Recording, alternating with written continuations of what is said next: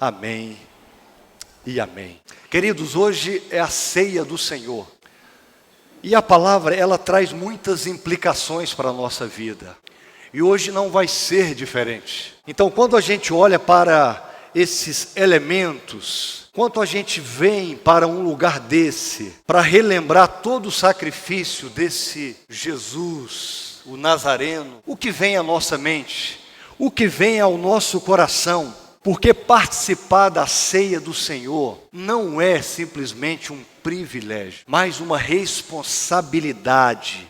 O alimento servido na mesa não é para nutrir o nosso físico, o nosso corpo, mas é para fortalecer a nossa fé. Quando nós entendemos o significado fidedigno de todo o sacrifício, de toda a forma substitutiva daquele Jesus que se fez carne, daquele Cristo que se fez carne, daquele Cristo que morreu. Então, quando nós participamos desse momento, e aqui mesmo que você não vá participar, mas você vai entender o porquê que a ceia do Senhor é celebrada, qual a representação, qual a implicação, ou quais as implicações diante desses elementos, desse cerimonial, desse simbolismo do sangue, do corpo que foi vertido ao nosso favor. E o texto que nós vamos ler está lá em Colossenses capítulo 2, do verso 13 ao verso 15.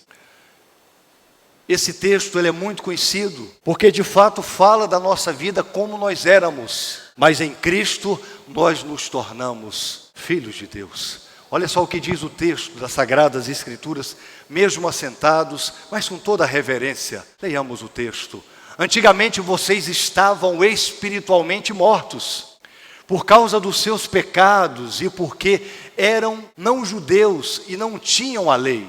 Mas agora Deus os ressuscitou junto com Cristo. Deus perdoou todos os nossos pecados e anulou a conta da nossa dívida com seus regulamentos que nós éramos obrigados a obedecer. Ele acabou com essa conta, pregando-a na cruz. E foi na cruz que Cristo se livrou do poder dos governos e das autoridades espirituais. Ele humilhou esses poderes publicamente, levando os prisioneiros no seu desfile de vitória. Olha que texto magnífico, olha que texto fantástico. Queridos, quando nós participamos da mesa, nós temos que estar com os nossos corações entronizados e lembrar, em primeira instância, que nós estávamos mortos por causa dos nossos pecados, por causa das nossas transgressões. O texto vai falar lá em Colossenses 2:13a, antigamente, ou seja, outrora, antes, vocês estavam espiritualmente mortos por causa dos seus pecados. E Paulo vai dizer lá em Romanos também, porque todos pecaram e separados estão da glória de Deus. O que é que isso significa? O ser humano pecou. Nossos pais pecaram, então houve uma ruptura, um rompimento. E aí a medida principal, a única coisa que poderia acontecer era o sacrifício, não simplesmente de um animal que acontecia no Antigo Testamento, mas um sacrifício de um Deus que deixou toda a sua glória. Um Deus que se esvaziou, um Deus que veio. Nós estávamos mortos. Alguém precisou se sacrificar. E por isso que eu estou aqui, que você está aqui, que nós estamos aqui. Então, queridos, precisamos lembrar que estávamos mortos. Então nós temos que trazer a memória, não simplesmente a memória no sentido de reflexão, mas a memória no sentido de ação, reconhecer, ou seja, onde estávamos e agora onde estamos, através desse grande amor por nós. Então esta é a primeira coisa que nós precisamos entender. Nós estávamos mortos por causa dos nossos delitos e pecados. Mas também quando nós pensamos à mesa, precisa entronizar no nosso coração, em segundo lugar, que havia uma dívida que foi paga, foi liquidada. O texto vai expressar: Ele nos perdoou todas as transgressões e cancelou a escrita de dívida que consistia em ordenanças e nos era contrária, Ele removeu pregando-a na cruz. E um texto profético, messiânico, que está lá em Isaías, texto que todos conhecem muito bem, mas ele foi ferido por nossas transgressões, foi esmagado por nossas iniquidades. O castigo que nos traz a paz estava sobre ele, e pelas suas pisaduras fomos sarados. Jesus morreu para perdoar os nossos pecados. Cristo pagou este débito. Esse débito foi riscado, foi cancelado, foi pago de uma vez por todas. Queridos, a penalidade do pecado era o quê? A morte. Era a morte. Mas Jesus, então, ele precisou morrer para que através do seu sacrifício fosse pago o preço por nosso resgate. Olha que amor insondável, olha que amor maravilhoso. Isso tem que nos levar a refletir, mas muito mais do que refletir, termos uma ação contundente, que eu preciso me entregar a esse Deus. E em virtude do que Cristo fez lá na cruz, nós temos perdão completo. O ser humano tem perdão completo, porque como eu falei, a dívida, Natanael, foi liquidada, foi cancelada. Deus, em Jesus, anulou completamente esta dívida. E o texto fala, a escrita que era contra nós, ou seja, ele apagou esse registro. Ele apagou por nós.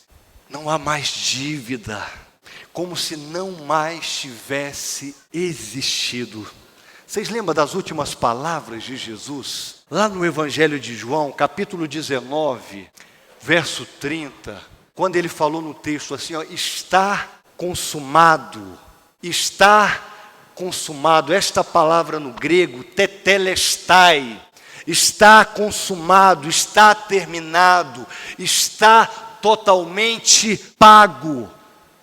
Que todos nós possamos tomar posse dessa verdade. Quando Jesus falou que estava consumado, porque já estava pago. Esse termo está consumado no grego, tetelestai, era um termo antigo, jurídico, usando uma documentação que havia sido anulada, cancelada, para indicar que essa dívida não mais existia. Jesus se doou por mim e por você. Que estejamos com os nossos corações contristados, que estejamos com os nossos corações quebrados em reconhecer o que Ele fez por nós. E aí, minha gente, diante disso, nós podemos falar como Paulo bem expressou. Agora, diante disso, ou portanto, não há nenhuma condenação para os que estão em Cristo Jesus. Não há mais condenação, não há mais, porque a dívida foi paga. A dívida foi paga. Isso já havia sido falado lá no Primeiro Testamento sobre esta morte messiânica, sobre o que deveria acontecer por mim e por você. Então, querido, Satanás tenta o tempo todo nos acusar. Satanás tenta o tempo todo nos acusar a partir de uma lei, mas a lei, ela é um aio, é só uma pedagogia para nos levar a ter uma consciência que nós estávamos perdidos nas nossas concupiscências. Ele tenta de todas as formas, mas nós temos que nos lembrar que Cristo pagou esse resgate, nos redimiu, e agora você, eu, nós, somos pessoas livres. Então, quando Satanás tentar te envergonhar, você tem um certificado de liberdade. Você tem um certificado que você está livre em Cristo Jesus, porque só Ele é a maior liberdade. Conhecereis a verdade e a verdade vos libertará. Muitas pessoas tentam procurar uma liberdade a partir de vícios, mas a única liberdade é quando eu tenho um encontro com esse Jesus de Nazaré. Quando Ele me encontra, quando Ele passa por mim, a minha vida é moldada, transformada, libertada. E o convite nesta noite é que você possa reconhecer que Ele fez isso tudo por você, por mim, por nós. Então que o nosso coração possa trazer esta memória, que os nossos pecados já foram julgados na cruz do Calvário. Os nossos pecados já foram julgados na cruz do Calvário. A nossa dignidade é a consciência da nossa indignidade, ou seja, participamos da ceia do Senhor não porque somos dignos, mas porque um Deus se fez indigno para fazer os indignos se tornarem dignos. E eu estou falando de mim e de você, de nós, porque não há mais condenação.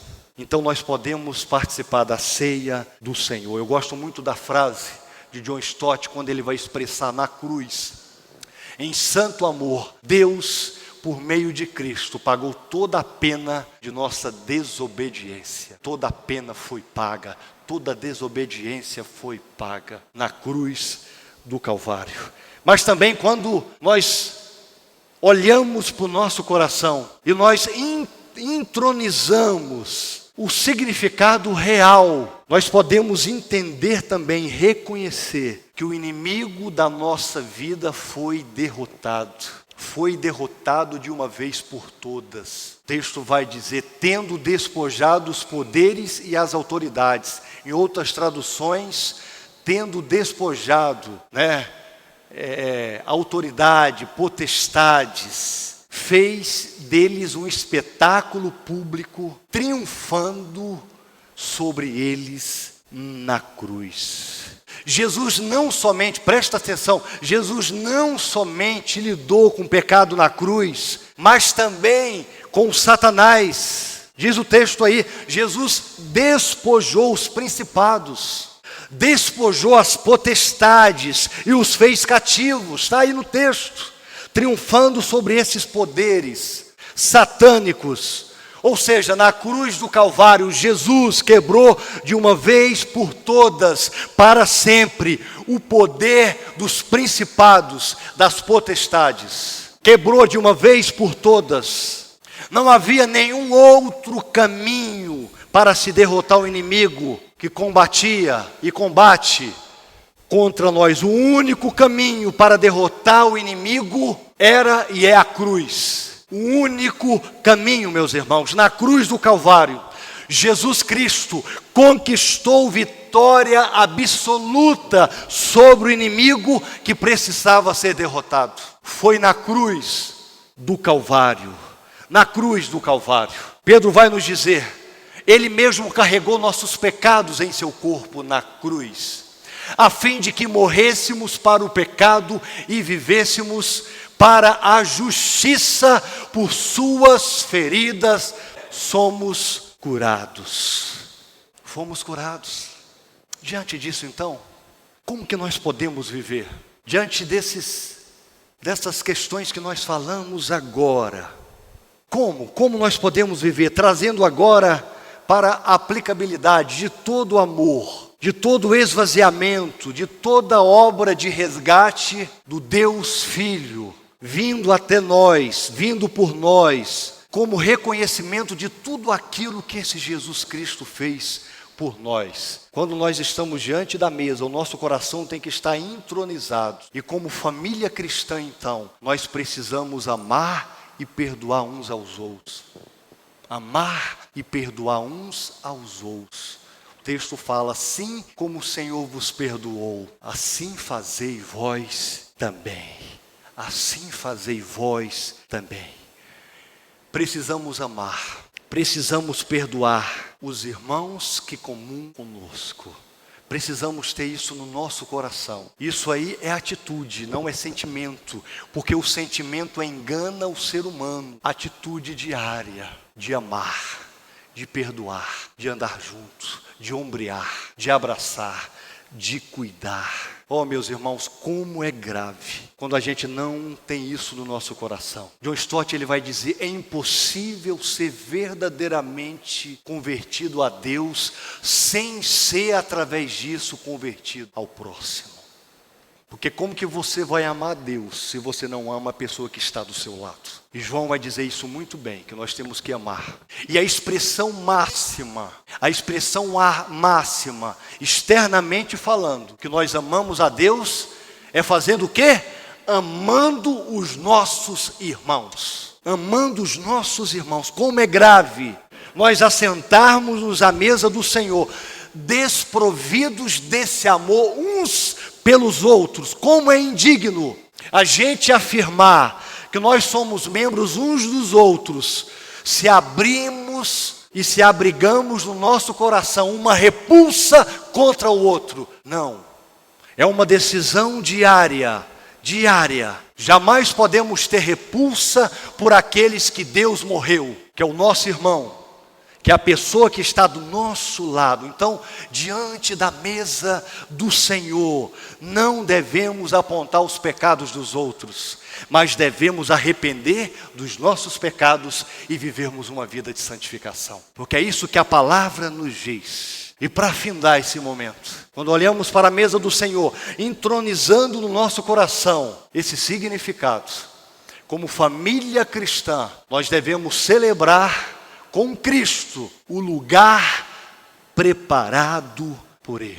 Celebrar pela fé o lugar preparado por Ele. E o texto vai dizer, lá em 1 Pedro, bendito seja o Deus e Pai de nosso Senhor Jesus Cristo, conforme a sua grande misericórdia, que Ele nos regenerou para uma esperança viva por meio da ressurreição de Jesus Cristo dentre os mortos, para uma herança que jamais poderá perecer, macular-se ou perder o seu valor, herança guardada nos céus para vocês. Olha que texto lindo, minha gente, que texto magnífico. Então, a ceia do Senhor, ela nos aponta para o passado, para a cruz de Cristo, para o que Cristo fez por nós, mas também a ceia aponta para o presente, para a presença espiritual de Cristo em nós e do Espírito do Deus Espírito que habita em nós, mas também aponta para o futuro, para o Cristo que virá para nós. E com o coração então totalmente voltado para esta palavra, nós temos que agradecer e contemplar que Ele fez tudo por mim, por você. Então qualquer muro de separação, qualquer muro não há mais. Juntos nós podemos glorificar, juntos nós podemos exaltar, juntos nós podemos celebrar, sem qualquer mácula, o banquete da comunhão plena e a celebração de que Jesus Cristo vai voltar. Jesus Cristo vai voltar e vai levar a sua santa igreja. E que nós possamos ter essa certeza no nosso coração. Essa vida aqui vai passar, minha gente. Olhe para a vida não como ela é, mas olhe para a vida na dimensão espiritual. Como Paulo, que tinha uma dimensão tão espiritual, tão aguçada, tão certeira daquilo que ele tinha a partir da sua experiência, que era uma experiência tangível, concreta, que ele expressou. Todavia, como está escrito, nem olho viu, ouvido nenhum ouviu, mente humana imaginou o que Deus preparou para aqueles que o amam. Vamos ler juntos esse texto? Vamos lá? Todavia, como está escrito, nenhum olho viu, ouvido nenhum ouviu, mente nenhuma imaginou o que Deus preparou para aqueles que o amam. Que Deus seja glorificado, exaltado nesta noite e para o todo sempre. Convido o ministério a vir e nós vamos agora participar desse momento memorável, desse momento tão seleto, que é a celebração da ceia do Senhor. Quero convidar os diáconos a virem à frente, os que vão nos ajudar com os elementos, aqueles que são batizados nas águas batismais. Eu convido você que se coloque de pé, mesmo sendo de outra denominação, você está convidado a participar desse momento. Todos que vão participar, por gentileza, se coloque de pé e nós vamos orar, agradecendo ao Senhor por esses elementos que representam o corpo e o sangue de Cristo que foi vertido em nosso favor. Vamos agradecer. Pai querido, nesta noite, nós queremos agradecer ao Senhor por todo o sacrifício, por tudo o que fizestes por nós, por esse amor, amor que não foi amor de palavras, mas amor de ação, amor esse que foi de entrega, de doação, de forma completa. Obrigado, Senhor, obrigado por participarmos, por sermos teus discípulos e discípulas no ano vigente. Obrigado porque o Senhor está aqui, o Deus Pai, o Deus Filho, o Deus Espírito está aqui, o Deus Trino está aqui. E nós agradecemos no santo nome de Jesus. Amém e amém. Amém, glória a Deus. Amém, Jesus, amém. Que Ele possa olhar para mim e para você e falar: servo bom e fiel, entra no meu gozo. Deus abençoe a vida de vocês, que vocês possam ter uma semana abençoada na presença de Jesus. Aqueles amigos nossos que estão aqui pela primeira e segunda vez, por gentileza, vai ali até a sala pastoral, você pode subir aqui, você vai ganhar uma lembrancinha em nome da igreja e eu quero orar pela sua vida. Você que está aqui, amigo e amiga, pela primeira e segunda vez, por gentileza, vai ali, nós vamos abraçar você e vamos orar pela sua vida. Quero convidar o pastor Erlene, ele vai estar orando, encerrando esse momento, impetrando a bênção apostólica e que você possa nessa semana caminhar, prosseguir na jornada que Ele confiou a você, no nome santo de Jesus.